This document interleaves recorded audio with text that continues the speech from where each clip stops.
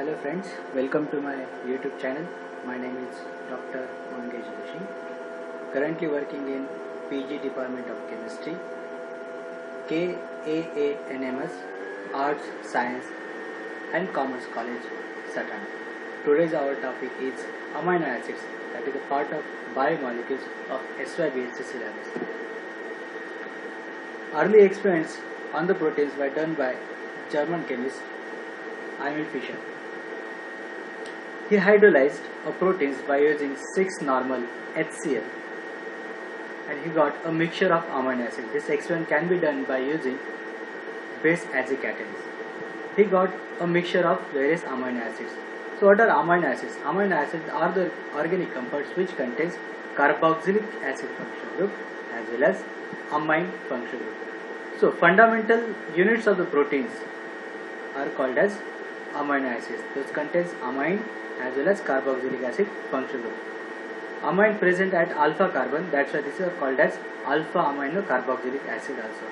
This alpha carbon is the chiral center. All the amino acids are the optically active substances, optically active organic substances. Exception is glycine. In the glycine, R is equal to H, that's why that is optically inactive. They have a L configuration. All naturally occurring amino acids in a protein found to be L configuration as related to the L glyceraldehyde, and their absolute configuration is S at this alpha position. So this is the structure of L glyceraldehyde and this is the structure of alanine. So this aldehyde is equivalent to this acid, this CH2OH is equivalent to this R group, while this OH is equivalent to this amine functional group. So this is in relation to the L glycerol, that's why amino acids, the relative configuration is L with respect to L glyceraldehyde. So this L glyceraldehyde can be converted into L serine by various experimental tools. So as L serine has the same relative configuration as that of L glyceraldehyde, the configuration of amino acids were then determined with the serine as a standard. This can be considered as a standard. So LS notation indicates this. L is for the relative configuration with respect to L glyceraldehyde and S is the relative configuration with respect to this serine. All amino acids in proteins have S configuration. Exception is there. The exception is cysteine, which has R configuration. Amino acids containing two functional groups, mainly one is amine, one is carboxylic acid, but R group what are present to the alpha carbon, that determines the characteristic properties of the amino acids. So on basis of polarity of that R group, amino acid is classified into 4 classes. So if R group is non-polar or hydrophobic, second class is if R group is polar but uncharged. Third class is where R group is polar, negatively charged at physiological pH. And the fourth class is R group is polar, positively charged at physiological pH. So in 4 classes, most of the times amino acids containing a polar functional group. One is uncharged, second one is positively charged, and third one is negatively charged. And only one class is there, that is non-polar, that is hydrophobic. So which are those compounds? There are 20 amino acids which are part of the animal proteins. These 20 amino acids classified into 4 classes. We will see one by one. So this is first, that is amino acids with non-polar R group. So in this class there are total 8 amino acids. In this class R group may be aliphatic or aromatic. So these compounds, so this alanine R group is CH3, its valine R group is isopropyl group, leucine, isoleucine, tryptophan, phenylalanine, methionine and proline. Tryptophan and phenylalanine contain this aromatic R group, remaining are aliphatic R group. The difference is in proline. In proline, whatever the amine group is a secondary amine, while remaining amino acids have a primary amine functional group. Now second class, that is amino acids with polar but uncharged R group. In this class there are 7 amino acids.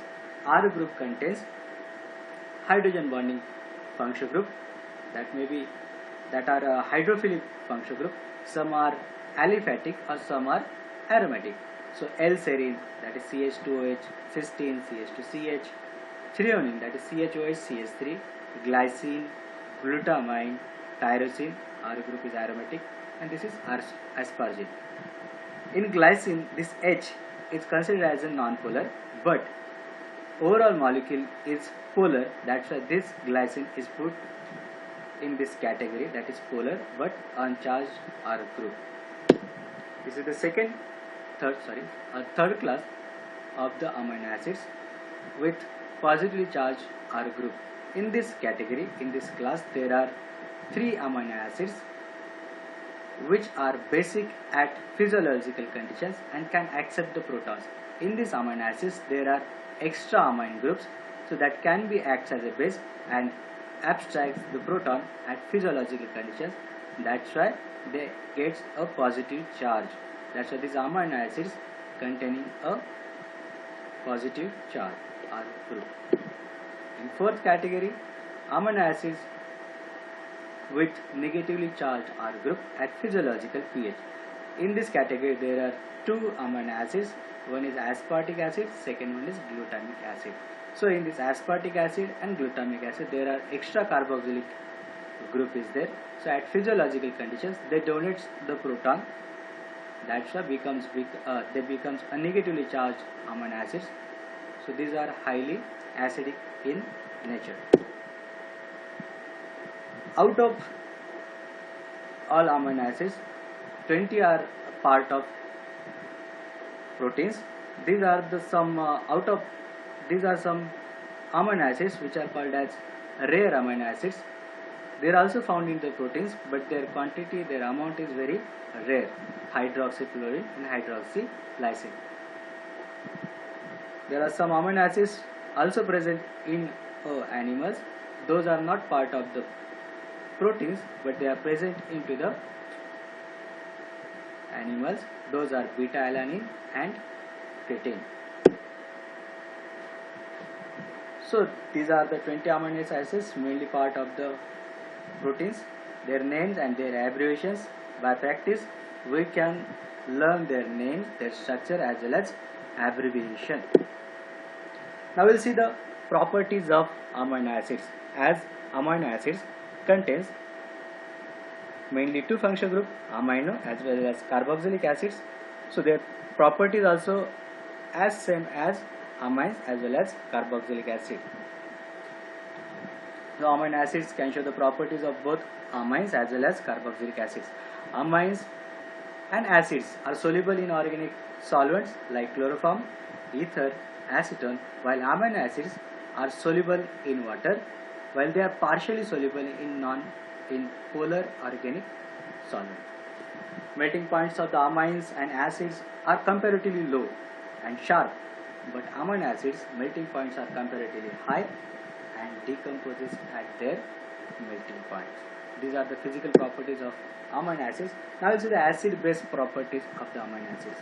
Since amino acids contains both the functional group, that is base as well as acidic functional group, so there will be the intramolecular proton exchange. This acid donates the proton and this amine accept that proton. So at equilibrium, amine has a positive charge, carboxylic has a negative charge. So in fact this equilibrium lies towards the right hand side.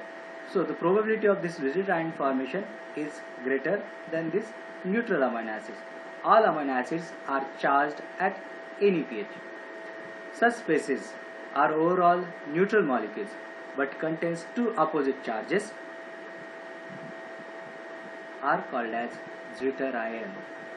Zwit means 2, that is a German word. Amino acid shows an amphoteric nature. Amphoteric nature means amino acids can be acts as a acid, can be acts as a basis. They can react with the acid as well as they can react with the basis. So this nature is called as amphoteric nature of amino acid. So So this is the zwitterion of the amino acid at normal pH. So they can react with the OH, and this base abstracts the proton, and remaining solution becomes basic with negative charge. If they reacts with the acidic medium, then protonation of the carboxylate ion will be takes place and the solution becomes acidic. The properties of the amino acids are best explained by the considering zwitterion rather than uncharged form.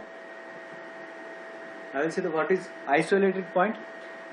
If amino acid is placed in electric field, it moves either towards the anode or cathode depending upon the pH of the medium. Suppose this is the zwitterion or neutral form of the molecule. If you lower the pH, solution becomes acidic. This carboxylate ion will get protonated. So positive charge will be there that moves towards the cathode, which is negative end of the electric field. If pH is high, solution becomes basic with this negative charge anion. That anion moves towards the anode, that is positively charged electrode of the electric field. So the pH at which majority of the amino acids molecules in a solution have no net charge and does not move either towards the cathode or anode, that pH is called as isoelectric point. It means that at certain pH, these amino acids present in a zwitterion form that cannot move towards the cathode as well as that cannot move towards the anode. So this form, that pH is called as isoelectric point. What are the uses of isoelectric point of the amino acids? So this isoelectric point is the characteristic property of each amino acid. The isoelectric point depends upon the structure of R group, that is side chain of the R group. Amino acids have isoelectric point in the range of 5 to 6.5 pH. Amino acids with acidic R group have low isoelectric point, and with basic R group have higher isoelectric point. This property of the migration towards the cathode as well as anode of the amino acid is used in the separation of mixture of amino acids by electrophoresis techniques. I will see the chemical properties of the amino acids. As amino acids contains both functional group amines and carboxylic acid, so they shows a chemical property, that reactions of carboxylic acid as well as amines. So we will see one by one. So first is the reaction of carboxylic acid. So first reaction with the alcohols in presence of acidic or basic medium. So acid functional group is reacts with the alcohol. By condensation reaction, they will give ester. So acid plus alcohol, they will give you ester. In similar manner, if this acid reacted with the Lewis acid, for example PCl5 or SOCl2, it gives acyl chloride. So OH is replaced by the Cl. So this reaction can be called as an activation of the acid functional group that can react with the further amines. So this is the third reaction with acyl chloride with amines to form amide. So this acyl chloride, that is amine acyl chloride, is reacts with the primary amine. So this is the nucleophile with added carbonyl group Cl minus will leave. So this is substitution reactions ended with the amide functional group. So this functional group is called as amide, C-O-N-E, amide functional group. In a similar manner, if this is a amino acid, another amino acid reacted with the carboxylic acid, whatever the amide group will form, that amide group is called as peptide bond. Decarboxylation of the amino acids can be done by the chemical as well as biological method. So this COH group, carboxylic acid group, that leaves as a CO2, and amino acid is converted to the primary amine.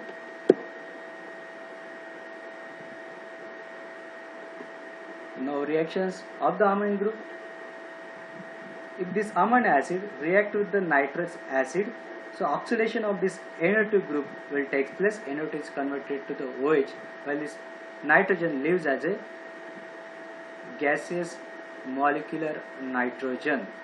So NH2 is oxidized to the alpha hydroxy acid. The amount of liberated nitrogen can be used to estimate the amount of amino acids. So by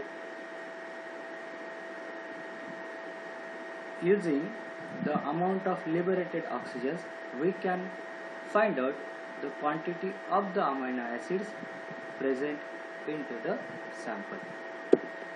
See the second reaction. This is the very specific reaction for the amino acids. Amino acid reacted with the ninhydrin reagent in a oxidized form. That reaction gives aldehyde, ammonia plus CO2 and reduced form of the ninhydrin. So this is degradation reaction. The oxidized form of the ninhydrin, ammonia, oxidized form of the ninhydrin and ammonia, and reduced form of the ninhydrin, this one. So these three will react it to give a color product. We'll see the next slide. See here, this is the ninhydrin oxidized form, and this is the ninhydrin reduced form, and this ammonia. They will combine and form the colored complex. This complex has a violet or purple color. So all the amino acids gives violet and purple color. There are some exceptions. Proline, which gives yellow color, and asparagine gives brown color product. Similarly, reaction with the 1-fluoro-2,4 dinitrobenzene. This is the structure of 1-fluoro-2,4 dinitrobenzene, and this is our amino acid. So it gives aromatic nucleophilic substitution reaction. So this halogen is replaced by this amine group, and we will get the product 1,4-dinitrophenyl derivative. This is 2,4-dinitrophenyl derivative, which has a yellow color. In similar case, reactions with the 5-dimethyl amino naphthalene, 1-sulfonic acyl chloride. So this is the structure of 5-dimethyl naphthalene, 1-sulfonic acid chloride, can be called as a dansyl chloride. Is reactive with the amino acids. So again substitution will take place. Cl is replaced by the amine group, and the product will be dansyl amino acid derivative. It has a particular slow fluorescence. So the NH2 group reacts with the dansyl chloride, 5-dimethyl amino naphthalene, 1-sulfonic acid chloride to form a dansyl amino derivative, which shows a fluorescence. Next is the reaction with phenyl thioisocyanate, that is PHLCS. This is the N terminus of the protein. This nitrogen amine group is reacted with the phenyl thioisocyanate, which gives phenyl isothiocyanate derivative, which on cyclization gives N-phenyl thiohydrantoin, and whatever the remaining protein chain is detached from this amino acid. So this can be called as Edman degradation. This reaction is discovered by the scientist Edman. The amino acid with free NH2 group. This is the amino acid with this free NH2 group, that is called as N-terminal of amino acid, can be removed by this method. In this way, we remove one by one amino acids from the protein, which can be identified for the determination of the sequence of amino acids. So one by one, we can remove the N-terminal of this protein by using this thioisocyanate to form a N-phenyl thiohydrantoin. So whatever the R group, what is this R group present, we can identify the spectroscopic method. So we can identify the structure of this N-terminal amino acid. So this is very important reaction for the determination of the sequence of amino acids in a given protein. Friends, thank you for the watching. Thank you. If you like this video, like, share and subscribe. Thank you once again.